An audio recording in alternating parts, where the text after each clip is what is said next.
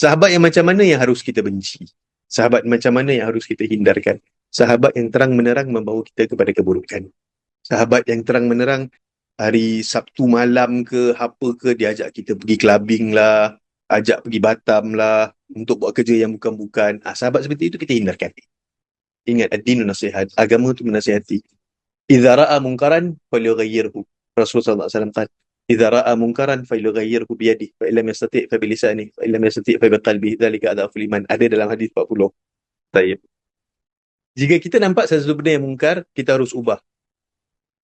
Nasihat. Falyughayyirhu biyadihi, dengan tangan. Maksud tangan tu apa?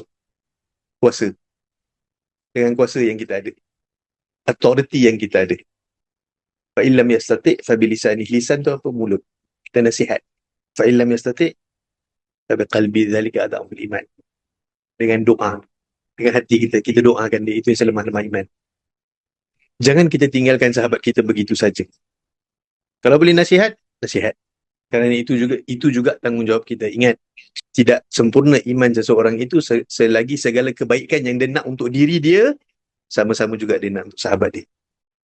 Awak nak masuk syurga. Kan? Kita nak masuk syurga ni. Kita semua nak masuk syurga. Kita semua nak jumpa Rasulullah SAW. Tapi sahabat kita biarkan.